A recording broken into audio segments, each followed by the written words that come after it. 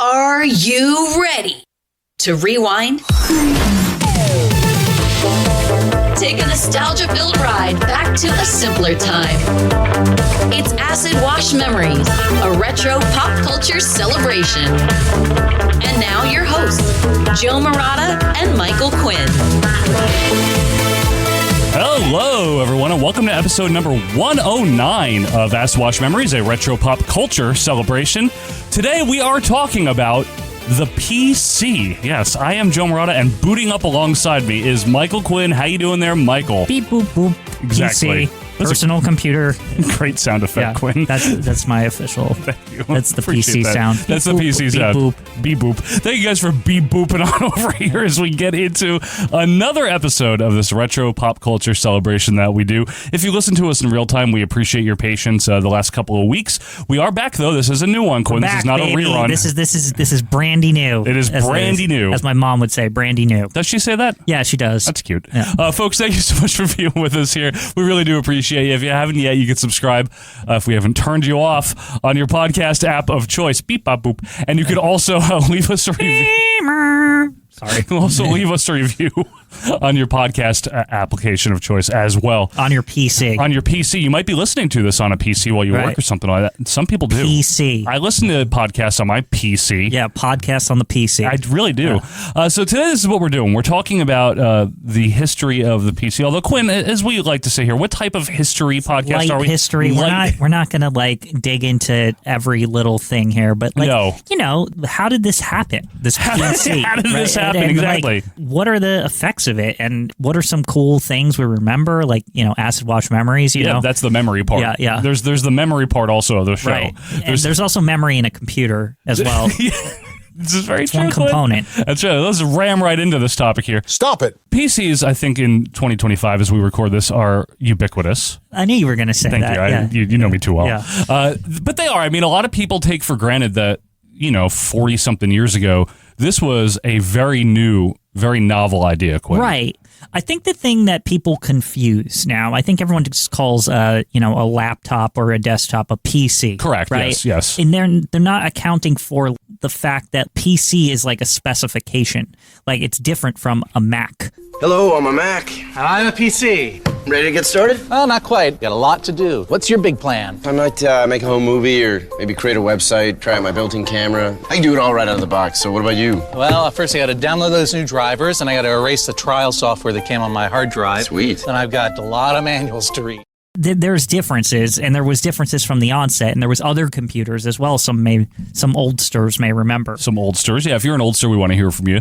Yeah, I mean, PC and Mac are now, that's just part of the nomenclature, part of the scenery when you talk about computers. They're kind of the main hardware when it comes to desktop and laptop computing, right? Yeah, and those are also, they distill that down to, very broad distinctions. They're kind of the last men standing. They really are, because Linux is not standing. I mean, Linux, though, isn't a platform, though, right? I know what it is on the PC. It's still on the PC, but it's still, thrown into, the third option, the other category. I mean, there still exists to this day competing platforms like RISC, stuff like that, where it's RISC. We're going to make a new CPU platform or what, you know what I mean? It's okay. Yeah. Have fun with that. Don't do that. Of course, Linux runs on it and Windows doesn't. Of course. Thanks, Linus. Linux runs on anything. It does. It runs on my oven, actually. It does not. So the computer itself would be a whole different history that there's a lot to get into if you want to, talk about the abacus, but we won't. And then you could also talk about, if you really wanted to get deep into the weeds, Claude Shannon, who was the father of information theory and, Boolean logic, pioneered by George Boole. We're real going to the source here, zeros and ones. Exactly, very binary. What we're talking about, I think, is the 70s, right? When most of this stuff came about. And the run-up to the 70s is important because it was in 1951 where a fella named Maurice Wilkes invented microprogramming, which is also known as microcode. Mm-hmm. And that's essentially instructions. This is very layman term explanation because that's the only way I understand it. But they're essentially instructions at the hardware level between the CPU, central processing unit, and the machine code. You might know it as machine code, yeah. Exactly. The instructions have to be punched in by machine code. Oh, how boring. Boring? Now, that was important for what we're going to talk about. So in the 50s, when you thought of a computer, if you did, because not everyone did, what came to mind was probably the giant mainframes. Like a big room. Literally. Like of mainframes, yes. Yes. And this was the prevailing hardware technology of the time. All the flight plans of commercial and military aviation, plus the radar intelligence from Texas towers at sea, picket ships and airborne detection devices, Air Force and Navy, and Ground Observer Corps, are fed into these high-speed digital computers, whose memory can store some 7 million different facts. Even the mainframes, the originals were still run with vacuum tubes. They didn't even have transistors. No, they didn't. Really, the mainframe came to be because of the transistor, because then they were able to fill the rooms with more of them. With more, exactly. Yeah. And speaking of that transistor, it was between 1955 and 1960 that Bell Labs, our good friends that we've talked about before, they invented the transistor, which was very unique at the time due to its very small size and its capability for multiple uses and, most importantly, mass production. Right. This picture is about the transistor. There are 3 transistors here in this collection of small electronic parts. The original point contact type, the junction type, and the phototransistor. I know a lot of people, they hear the word transistor, even to this day, a computer company, they'll make a graphics card or a CPU and they'll be 1 bazillion transistors, as something. All a transistor is it's basically it can represent on and off. Essentially, it can switch states. It's a switch, it can switch states based on an input, which is the important difference, right? Exactly. So most things before they could switch states, obviously, but not based off an input. Well said, Quinn, yes. Now, the Silicon Gate integrated circuit was developed in 1968, and this is what essentially led to the first ever microprocessor. Yes, and if you're wondering why does the integrated circuit matter, because it was... An integrated circuit was kind of the goal when they made the transistor, right? A transistor was pretty big when they first invented it, right? It was like a piece of metal with 3 rods sticking out, 1 rod for the input and 2 for the output. But either way... One of the pink, too. Sorry, yes, I'm not going to go there. They figured out essentially the integrated circuit was they could etch this same transistor into a piece of silicon. Right, and this was a huge breakthrough. Right, and therefore you had the integrated circuit. Yep, and again, we're talking around the turn of the 70s. Yes. It's the late 60s into the 70s, around the time the Beatles breaking up. And then one of the first processors, microprocessors, was the Intel 4004 around this same time in 1970. The first Intel microprocessor, the 4004. Garrett Air Research had the Central Air Data Computer in 1970, known as the CADC. This is used by the Navy. Right. Okay. In the Navy, where you could sail the 7 seas. With the integrated circuit and the processor. That's the lyrics that the Village People didn't use. Right on board. Right. Oh, boy. Texas Instruments came out with the TMS 1802NC in September of 1971, but the first usage of the term, the phrase personal computer, actually predates that in 1968. It was a Yale Law School librarian known as Fred Shapiro, where he noted the published use of it in a Hewlett-Packard advertisement for not a computer, but a programmable calculator, which they called the new Hewlett-Packard 9100A personal computer. There you go. The heart of the classroom system is the 9100 computing calculator. It can be used as either a very simple to operate calculator or a very powerful desktop computer.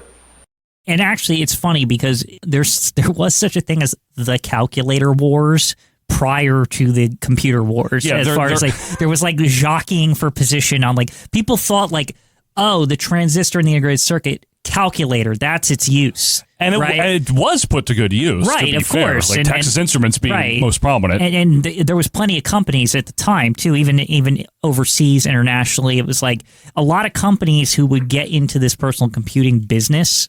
They got their start with calculators. And I know that this is maybe obvious to some and completely you wouldn't think of this to others.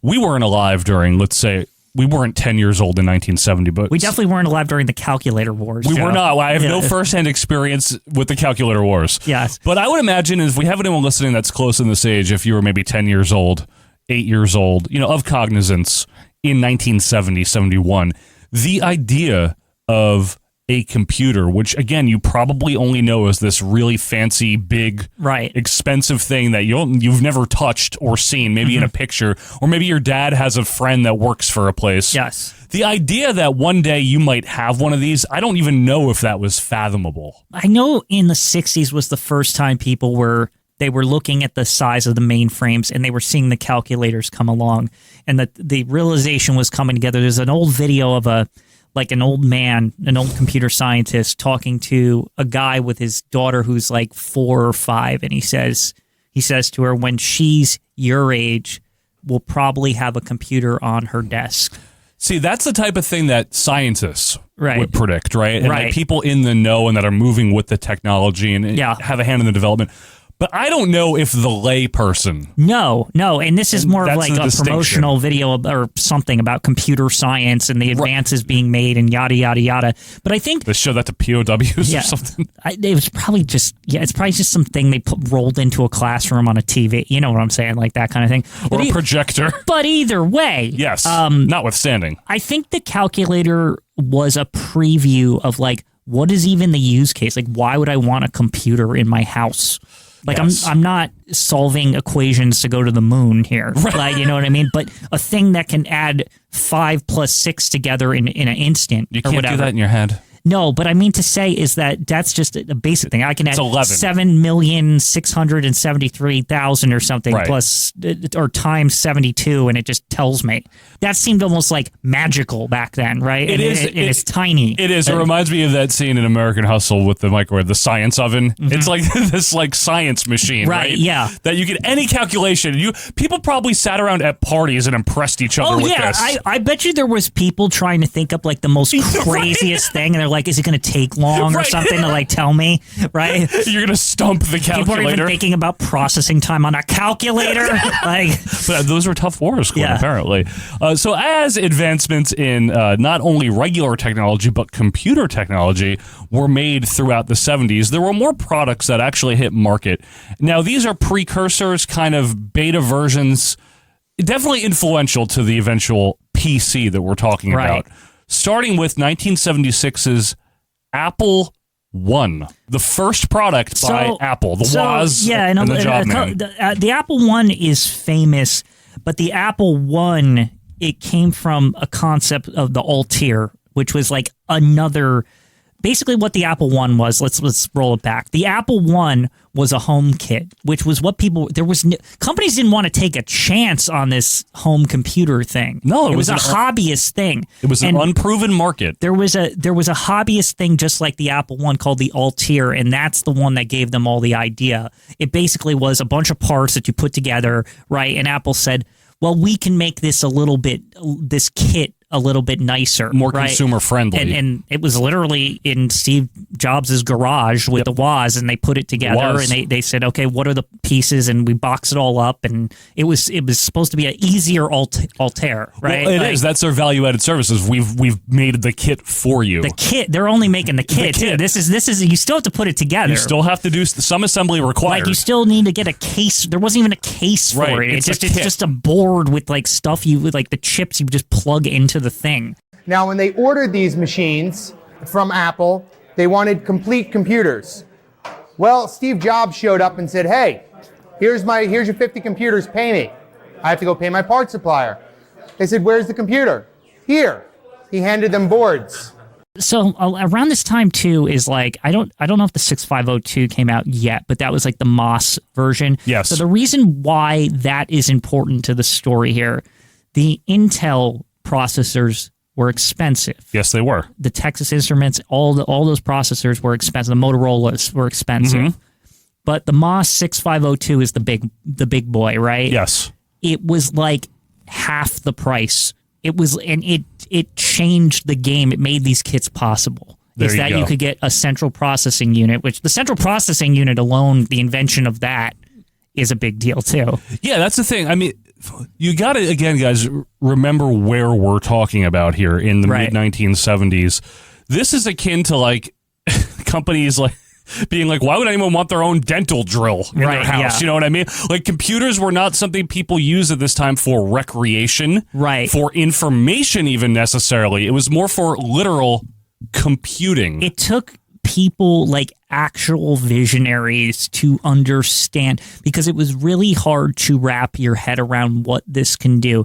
And I do think Intel was making this before there was like computer programs. Yes. You know what I mean? Like they're like building, I mean, computer programs had existed, but you know, they were thinking bigger, like a central processing unit in a chip, like an integrated circuit, Correct. right? Like that's thinking ahead, right?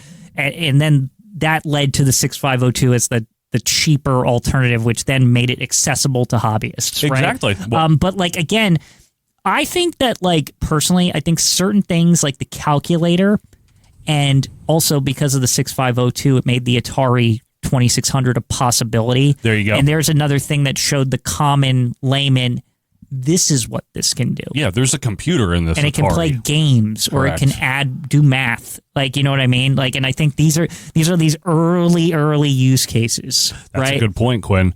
The Apple I, for the record, sold about 200 units ever. This was not a popular product. But it was never intended. Again, Correct. it was two guys in a garage, selling to local computer shops in the San Bernardino or wherever San it was. Bernardino, yeah. Or Cupertino. I don't remember, can't remember where they were located. Cupertino? Yeah, where they were located at that particular time. Because I know they eventually went to Cupertino. Correct. But like, yeah, the point is I mean, this is Steve Jobs literally like, hey, do you want to put your kit in your computer shop?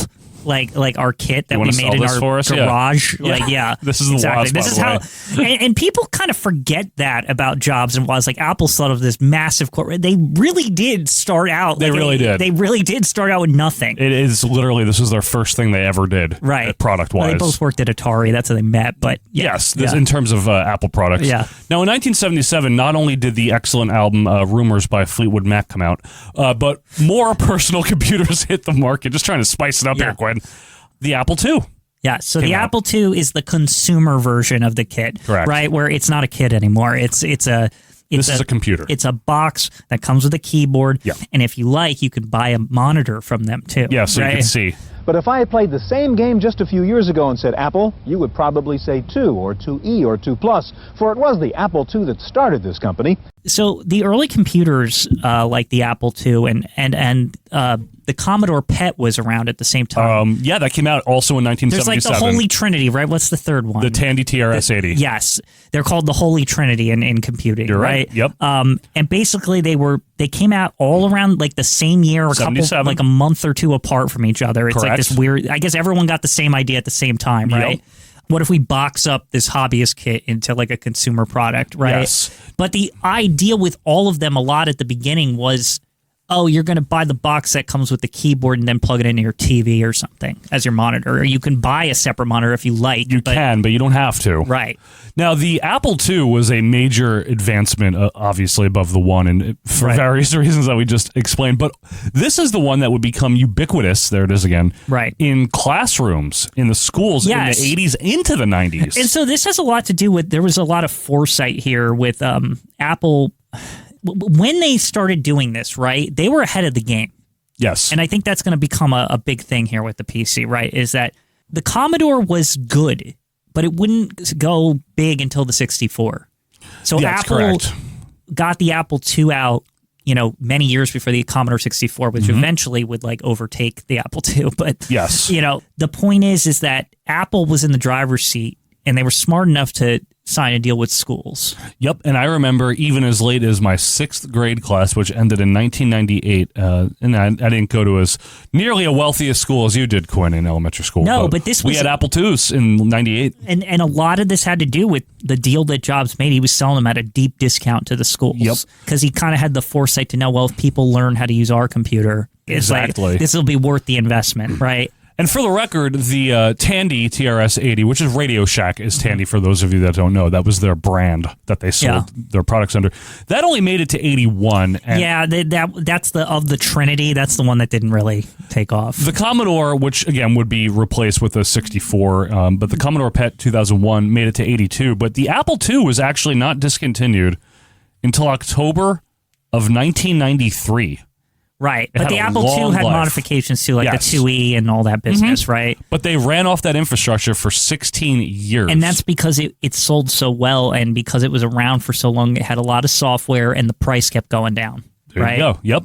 Now, this Holy Trinity ilk that we're talking about, these late 70s computers, these were initially popular with the more hobbyist types, but they were still looking for like a hook, a selling point. And to be fair to Apple here, they had the first killer app known as VisiCalc. Right. VisiCalc. So this is like your Excel of the time, right? Exactly. And it just so happened that VisiCalc, I believe I looked into this once, and VisiCalc, they just liked Apple.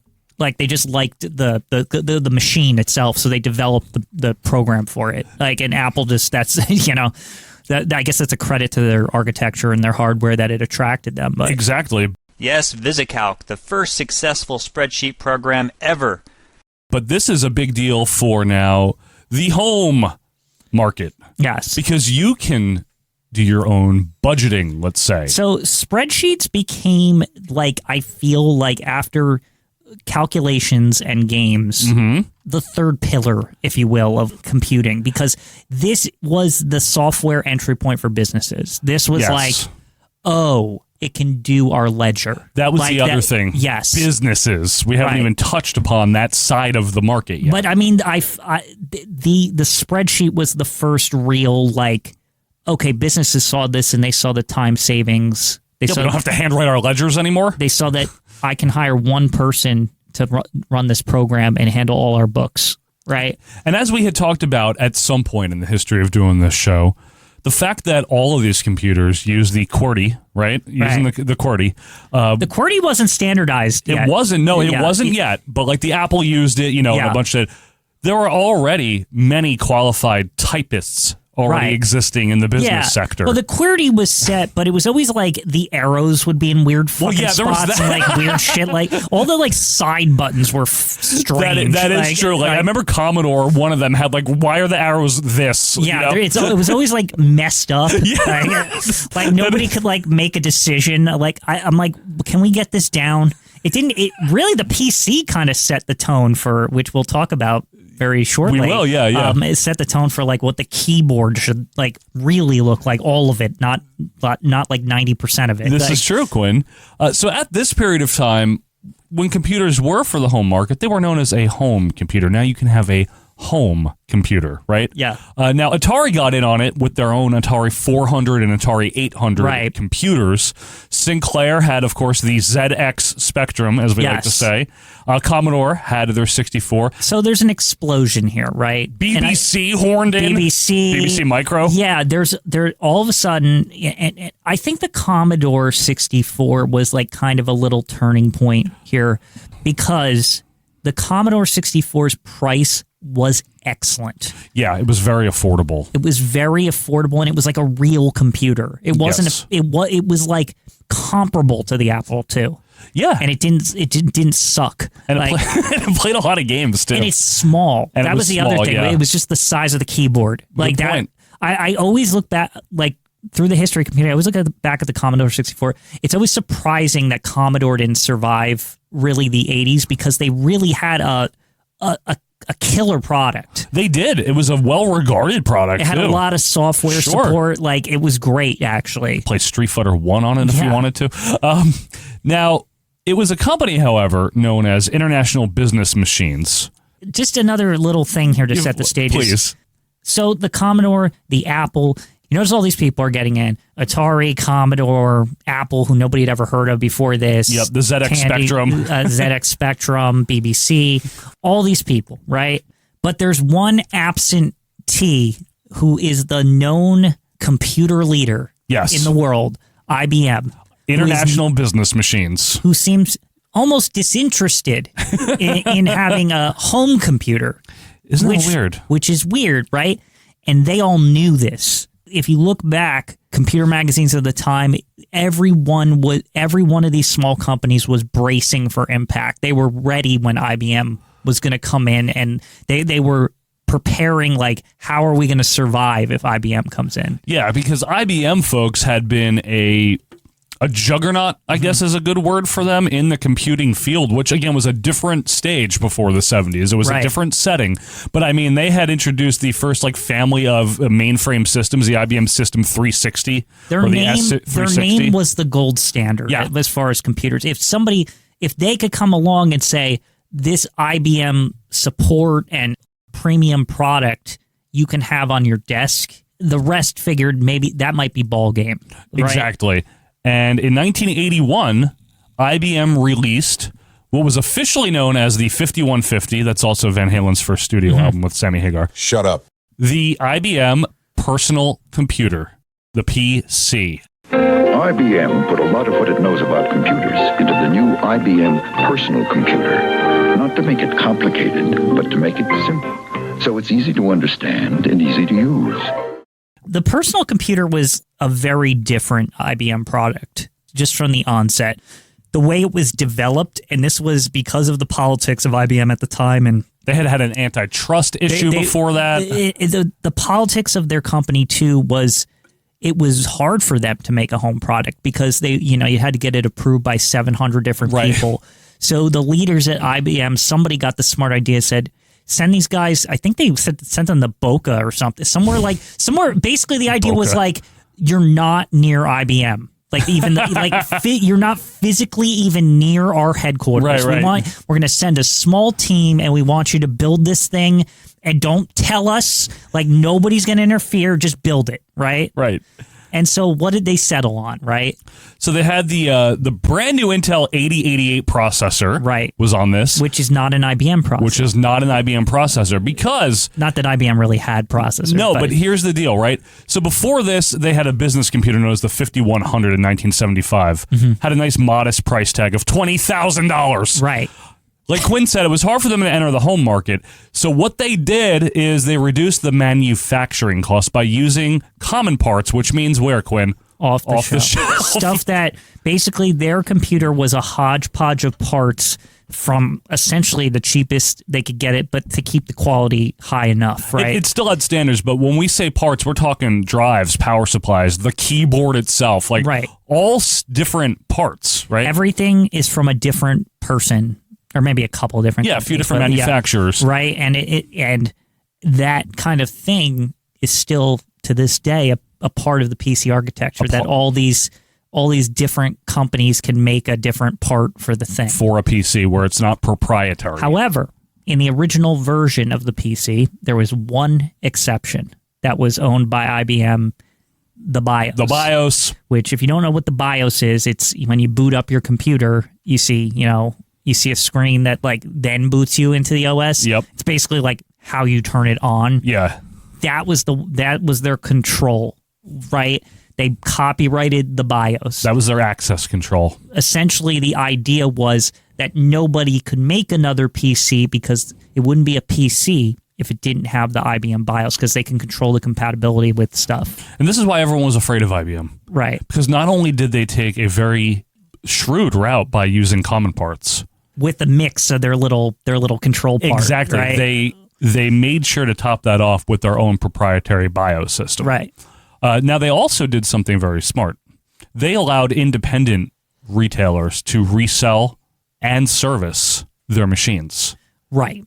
This was a big deal. Which was possible because of the off-the-shelf nature, exactly. Right? It also meant the computer was very repairable.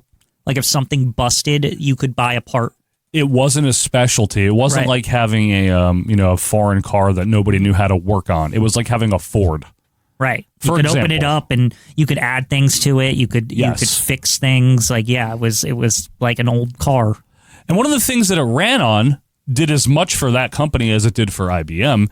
It ran on an operating system, or it could run on an operating system known as Microsoft DOS. It was packaged with it. And it was packaged with it, that was the bog standard operating system that it came with, was MS-DOS. So this is how Microsoft made its name. I think we talked about this in the Windows episode. Yes, and they made a very shrewd deal, essentially, right?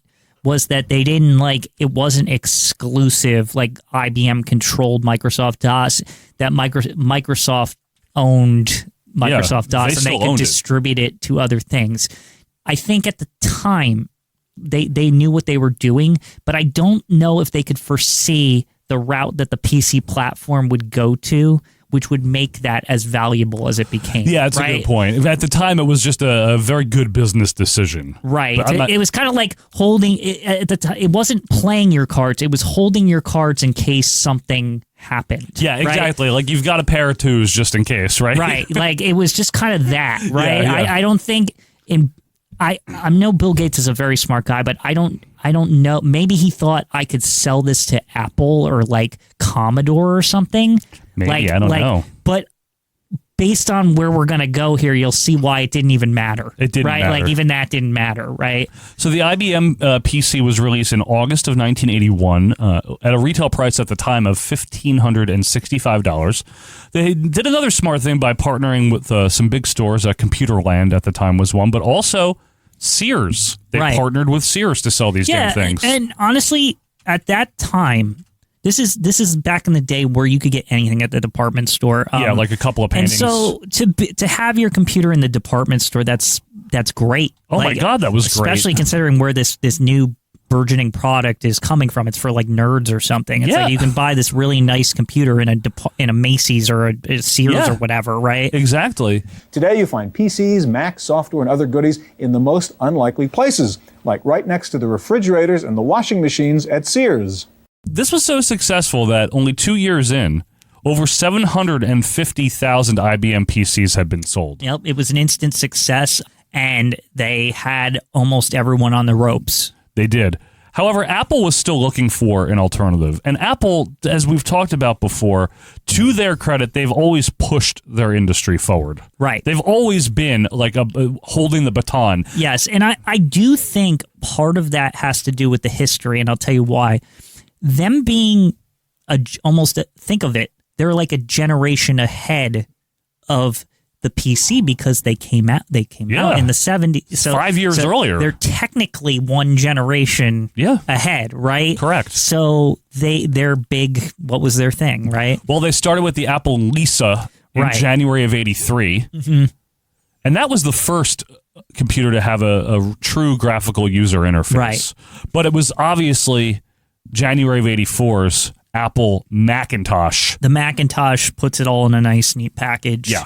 A lot of that has to do with the politics of Steve Jobs getting kicked off the Lisa project and bogarting the being very Bogart about it, and saying, "No, we're putting this OS in here," even though like the computer like can barely run it, like and all this shit. But like, yeah. But to this day, the reason, and I know there were bumps along the way and some great successes, the reason we still have PC versus Mac right now in 2025 has to do with the Apple Macintosh. It was hugely influential. And that wouldn't have been thought of at the time because here's the thing about the Macintosh is that even though it was revolutionary, it didn't sell well. No, it didn't at first. Don't get me wrong. And the IBM PC was eating its lunch. Oh, yeah. The thing is, even though this was maybe the only true competition, right, it still wasn't much of a contest. I'll give credit. Commodore was still hanging in with the 64 while the PC was in its early days. The Commodore 64 was very viable still for a long time. For like 5 years of the PC's life cycle. Yeah, well into the 80s. Right. And they had the Commodore 128. They had a follow-up. They did have the follow-up. Now, the IBM's PC was extremely influential. Microsoft DOS, which again, if you had an IBM PC, that's what you used.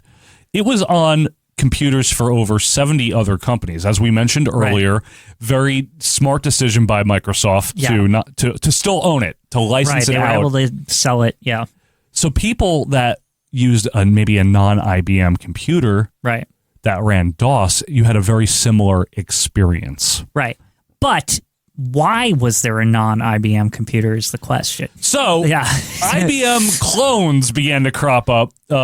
And one of the main reasons, Quinn, as you well know, was a company known as Compaq. Right. So Compaq was literally building one of the first, like, almost laptops. Like, it was briefcase size, but it was the first, like, endeavor into, like, can we make this portable? Right. That's why they were called Compaq, right? That's exactly right. But what they wanted is because they realized at the time, man, this PC, this is, like, the dominant thing, and what does everybody want? They want their software on their home computer to work on their portable computer. Correct. Right? And so Compaq said, well, if we could crack the BIOS, then it would be compatible. Now, this was very or possibly illegal.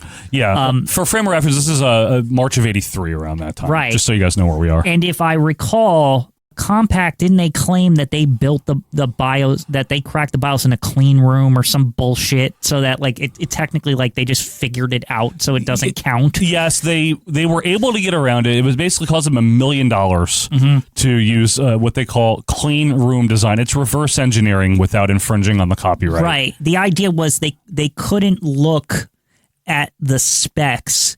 They had to. And who knows if they really did this? Right. But they, in theory, like it in the show *Halt and Catch Fire*, it's actually illustrated how this would be done. Right. And the idea is you would go, on the BIOS chip with a electron like thing that like basically tells you if you hit it, if it's on or off. And they went piece by piece by piece, got the zeros and ones, figured out process of elimination, figure out what the BIOS code is through the electrical aspect of it, and then boom. It is technically legal, right? Although I don't know if it can be independently verified or whatever the case may be, but they did get around it. They did get around it. And because these were all common parts, as we mentioned earlier, and because, like we said, Microsoft is, hey, have DOS to like anybody, Compaq now enters the market with their Compaq Portable. Now, I want to note this because some people might call us out on this. I know that the Compaq initial offering, they had cracked the BIOS in quotes, but it wasn't 100% compatible, if that makes sense. There were like stuff that didn't work sometimes. Right, but compatible being the key word and the key phrase there, because that's what began to come about after Compaq kind of opened the floodgates, was having something that was PC compatible. Meaning the software that ran on the IBM PC would also run on this competing PC. Right. You could stick the disk in either one and it would work. And to a fledgling market consumer on a consumer level, they don't maybe understand, unless it's spelled out for them, that you cannot run the same software on a Mac. But they would soon find out after all of these IBM clones permeated the market. And the same thing with a Commodore. Exactly, Like, right, Commodore. This was the number one problem in the computer industry, not the PC industry, the computer industry at first, is that each manufacturer was using different operating systems, different parts. Sun OS. Yeah, right. like just different stuff. Right? Yeah, like you, and essentially like that was the issue, right? Was that, okay, if I invest in an Apple, all my software works on an Apple and I can't leave. Correct. If I and again, because PC wasn't the, we weren't at like everyone has one or the other. PC was the biggest, but if I invest in a PC and maybe I want to buy an Apple, now all my software is useless. Correct, yeah. Right? That's a good point. It was a big problem. Hello, look, Compaq insists that I tell you about their new 386 computer, which they say is the most advanced desktop ever made, but they're still sticking to this cock and bull story about it being made from 386 chips and 32 bits of a bus. Some of the developments, just to touch upon them briefly as we get out of the 80s and into the 90s, the command line, very prominent in DOS, becomes more GUI. And obviously, we talked about Windows 1 and 2 and all that. It comes in a slow drip with Windows until 3.1, but that's all building upon what Mac had done with their OS, right? Right. They were kind of the leaders. Like, also Commodore had GEOS, which was like an independent, like somebody else. They're like, oh, well, we can make like the Commodore 64 run a like a GUI interface, right? You stick the disk in and same thing. Now, why are we getting all GUI here? Well, that is because of the user experience. Right. Okay. If Joe Schmo wants to use a computer for the first time in 1989, I'm just throwing a year out there, right? Wants to buy his family their first computer. Right. How much easier is it to know that you move this mouse thing around and like it responds to what you're doing? Well, and there's visual representations of everything. So the problem is so nowadays, what's funny that I always think is that if you had a command line interface now, it would work because you have the internet and you can find the commands and learn them. Back then, if you can get on the internet, you had to buy a book when like you have to like I need to know the command and like you can't like Google it. Like No, you have it to, didn't you have, exist you yet. have to look through a list of commands and be like, does this command do what I want it to do? This is literally how it was. This right? was the job of the patriarch of the family, was how to figure out how to do this shit on his Sunday off when he wants to be watching football. And you know what's really funny is that I've seen this on old computer channels, is that, believe it or not, you know who had the best manual? Commodore. You love Commodore. You're a big flag waver for them lately. I'm only saying this is because a lot of things with that product were very smart. And apparently it came with a very, very good manual that was like, it had like illustrations and it had like starting points of like, okay, this is how you do this. This is how you do that. It taught you how to write programs in it. Like, see, that's pretty advanced, right? But it worked its way up. It was like baby's first computer, right? Like, the way I've seen pictures of it, and I was like, this is pretty like smart. Whoever pretty thought, smart. like, so, but because PC was very businessy, right? It was like it did come with an instruction manual, but it was like a fucking textbook or some shit. There was no there was no soft bedside manner to its manual, right? It was very business. The manual was very important these days. It's true, but it was very terse. Unless you had an Apple. Different story. Yeah. But these are all things that we're talking about here, the GUI and the development of, the more modern versions of Windows and things that made all of this more palatable to the entry-level consumer. Quinn, what do you know about the company Next? So, what ends up happening, we talked about some of the politics of what was going on at Apple. And Steve Jobs, as we would know later and we knew back then, he thought differently, as he said, with the company, as its motto was, right? Yep. And he was more driven by like big ideas, but they were expensive. Basically, he got in a lot of disagreements with once they became a bigger company, not two guys in a garage. Right. There was a lot of disagreements about what they should do, and they were struggling against the PC. Yep. And he got pushed out. 1985. So Steve goes, okay, well, I'm going to start my own company called Next. And the idea was they were going to make the Next box, which is this ridiculous computer that's like a perfect square mathematically or something. I forget. None of it's necessary. But it's essentially like, it's like if Steve had no input on the Mac and just made it like beautiful or some shit. But the other thing with the Next box was also it was like $20,000 and was like the best hardware you could, like it blew anything out of the water back then. In fact, the World Wide Web, when it was developed for Next boxes. That is the main reason I wanted to bring this up too. Right. Tim Berners-Lee, when he was developing his first web browser, which I believe was Mosaic off the top of my head. Right. He developed the World Wide Web on Next. We're going to show you some of the neatest apps that have ever been created for any desktop platform. We're going to show you the best color that's ever been.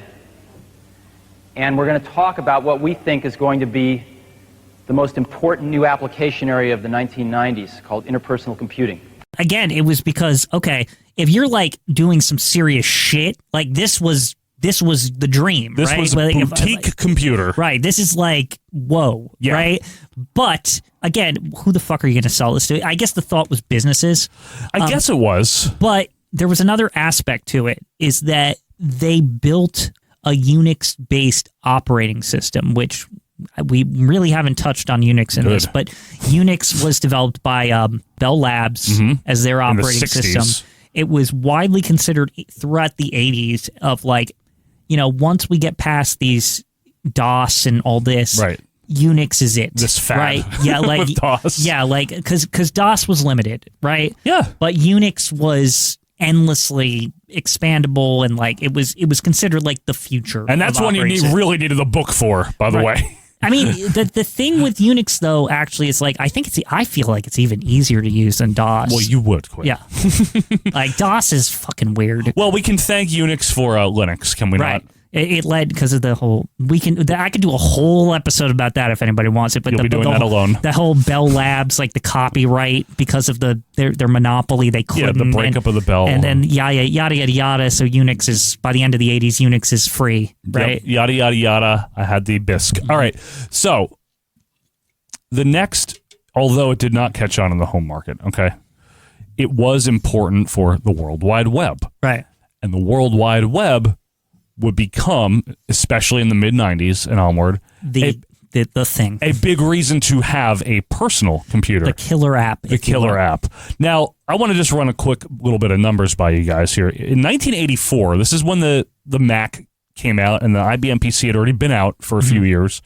Only 8% of the United States households had a computer. Okay. This doubled to 16 by 1989. That's huge, by the way. 5 years later, yeah. Doubling your users within a couple of years. And obviously, as we got into the 90s, more and more homes had computers for both practical and leisure reasons. And by 1993, almost a quarter of U.S. households had a computer. That's like insane growth. Yes. Like, if you really think about it, it's insane. Yeah. That's 1 in every 4 households would have a computer. I would wager that most of the people listening, there might be some hobbyists out there, most people probably got their first computer in the 90s. Probably. But by this point, IBM was ravaged by this clone business. This is a good point, Quinn. By the 90s, no one was necessarily buying the IBM They weren't PC. buying the original PC. And even IBM was spinning off into they were like, we have OS 2. And it's this separate, it's their version DOS. it's their version of a GUI operating system. I guess the issue on the minds of most users is, should I try OS 2 Warp? Most people are using Windows 3.1 right now. Should I wait around and buy Windows 95? And that, suffice to say, did not really go over big in the home market. I think some businesses use it for certain things. It would be on cash registers. Ultimately, what made Windows useful is that it was a GUI for MS-DOS. Yeah, 95 was initially. Yeah. And IBM, because of IBM, MS-DOS was it. That was the operating system everyone knew how to use. Correct. But all these clones, and there's a lot of companies, I'm just going to name a few because maybe you had one of these computers. I had a Compaq, Presario in 97. Right. Dell got into the game, right? Dell was a big deal. And how successful were they in the later part of the 90s into the 2000s with it? Dude, you're getting a Dell. So let's talk about this because, like we said, so now the clones are not even... I feel like by the early to mid 90s, nobody even remembered anymore that they were clones. That they were just called PCs. It was a PC, right? That was the point. They weren't called the IBM PC. It was just called PC. It ran Windows. That's all you needed to know. PC was a platform. Yeah, right. and on certain softwares or peripherals and things, it would say on the back PC compatible. Right. And that meant, you could buy expansion cards and all this stuff, and if they were made for a PC, and usually it did mean the other big factor of the PC architecture, if you will, is that you had an x86 processor. Yeah, so that's a good point. I wanted to talk about that briefly because as all these companies started coming out with their clones and marketing, they were out, but marketing them. Dell, like I mentioned, Gateway had a big name for a while. Packard Bell, right?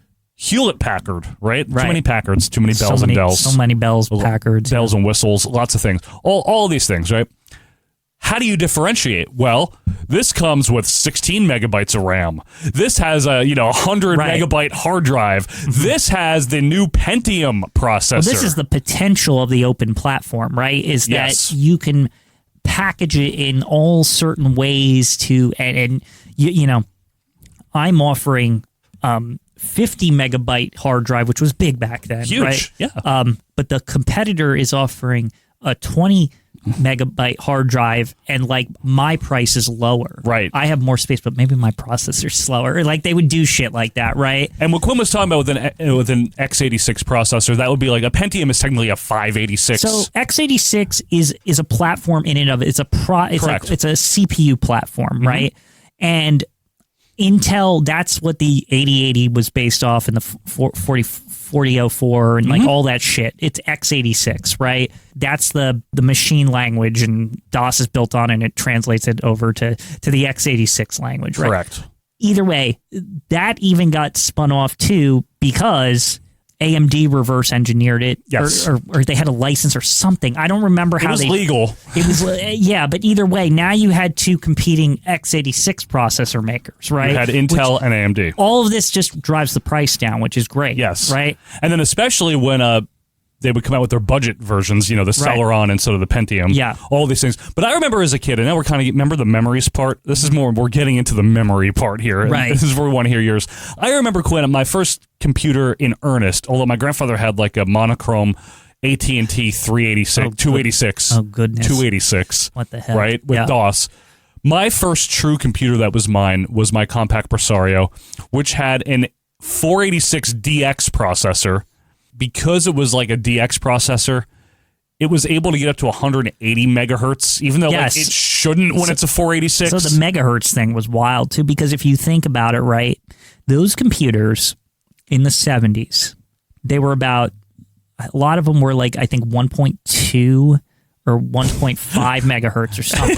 That was like what most 8-bit computers were, right? It's like, because you're only dealing with 8 bits to process at a time. You don't need it. But there was this like, there was Moore's Law, and there was, with the doubling and the doubling and the price goes down, right? Is like, that was the rule of thumb. And that's what made computers, they were such a weird investment at the time too, because you would buy one and then 2 years later you had one that was twice as fast and less money. Twice the storage too. Right. Twice the hard drive. It was just better and it cost less. Right. But a lot of like the competition in this period of time throughout the 90s was all a numbers game. It was all stats. It was looking at the back of baseball cards. So yeah, and I think the thing about growing up during this time is this is how for the rest of my life, like I can shop for a computer because this you had to know this shit. Like to buy one. You had to. You had to be like, okay, is this enough RAM for what I'm doing? Is this like enough hard drive space? Is this processor fast enough? Although I think nowadays processor speed is not even like a thing anymore. Now it's like other features when you buy a processor, but like that's something I did notice actually. Yeah, it's like once they got past like 3 gigahertz, it's just like they've just been inching and inching and inching. Now they finally have 5 gigahertz, but like even that, it doesn't make a difference. You're looking at like you're shopping with other features, but that's a whole nother story. Different discussion. Yeah. PC buying today. Yeah. No, but you're right though.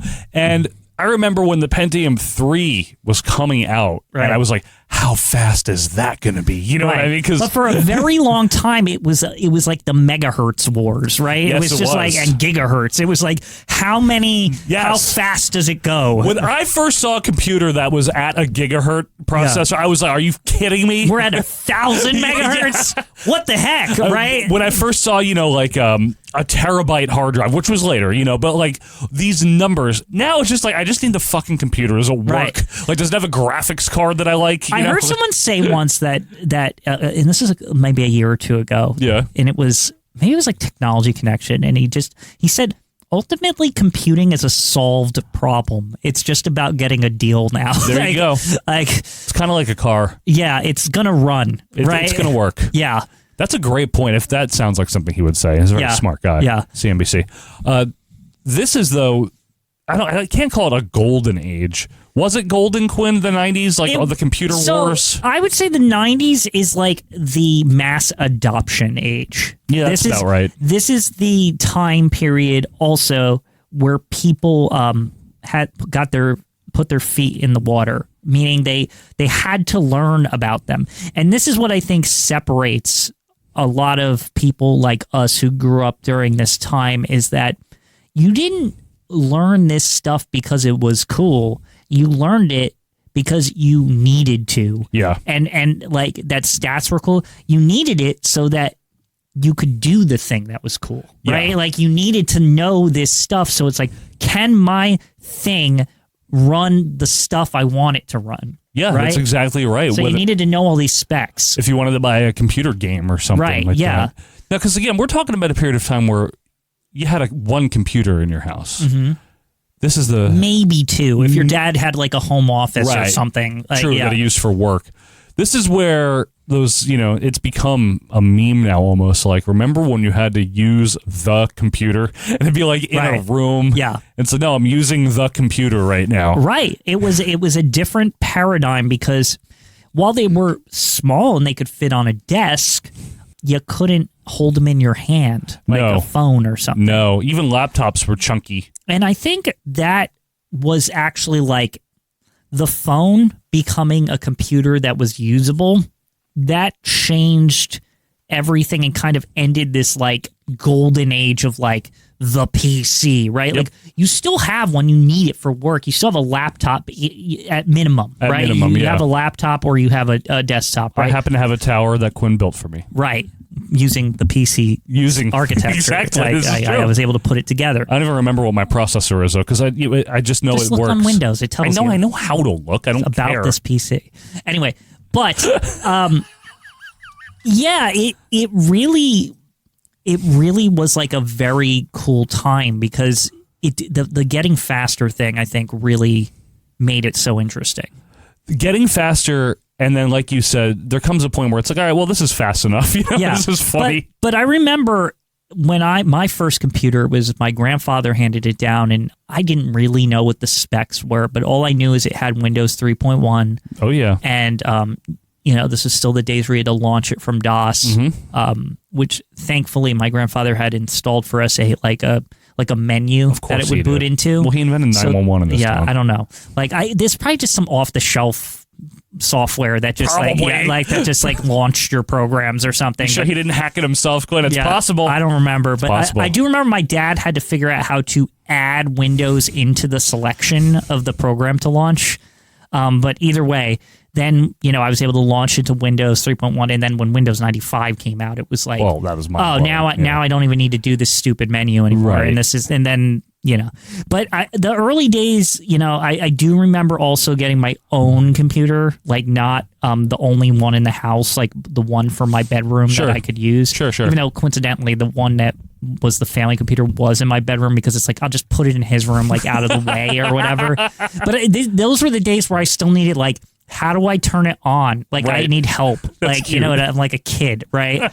But like when it was mine and I installed my own programs on it and it was my own computer to use, I mean, it was like a game changer. And I immediately remember getting it, and I remember wanting to learn, how do I tinker, how do I make it better? Like, like where do I order parts from and how do I install them? And like all this, and that got me into like building computers and stuff like that. Joe knows this, but I always like to build. I like to have a desktop that I built. Yeah, he always does. It's just something I like to do. Every couple of years I go shopping for more parts, and it's a hobby. I upgrade my rig and make it better. And it's like I am with audio. It's the same thing. The PC in a real sense was like kind of like life changing for me because it was something that like I would always be interested in, and I'm always following on the new, like since I was a kid, and since especially once like YouTube came around and like the internet was a better resource. Sure, I was always very wanting to be up to date on like what is the new hotness in PC, right? Like what is the new parts? Like what do they do? What do they add? And you still kind of stay on top of all that, right? Right. It's something that I just like. I have like accrue knowledge and like I just know. And also another thing is like in the early days, a lot of times this stuff would break, software would like mess up your OS or like, and so I wouldn't call it a talent because it's something that it's something it's learned from like seeing so many stupid frickin' problems over the years that I know how to get myself out of a pickle with a PC to this day because of years and years and years of dealing with it. You do know how to get yourself out of a pickle. I know how to make pickles. Right. I can do that very well. My grandmother taught me. To wrap it up here, from the days in the late 90s into the 2000s of having one singular computer that you might use to like do something in Quicken or look at Encarta, right? Or play some crappy game that there's a better version elsewhere for, or say ASL in chat rooms or whatever. By the 21st century, as that surged forward, being on the computer transitioned from like this social side street or like a work necessity into a main avenue of communication, information, entertainment. Yes, and the applications and the advances, they shifted to portable. They shifted to the phone. And the funny thing is, I think a lot of PC users from the 90s still weirdly care about goofy shit. Like when they get their phone, they're like, how fast is the processor? Oh yeah, sure. Like, or how much RAM does it have? Like they think in these terms. They think of these specs because they're always still in their head. How much space is on it? That's all we heard back then. Right. So the PC obviously... But I don't think kids are like that. I don't think kids have any reason to be. I think what what this time did is it made a certain generation aware of how it works, like probably the people who were around when cars were invented.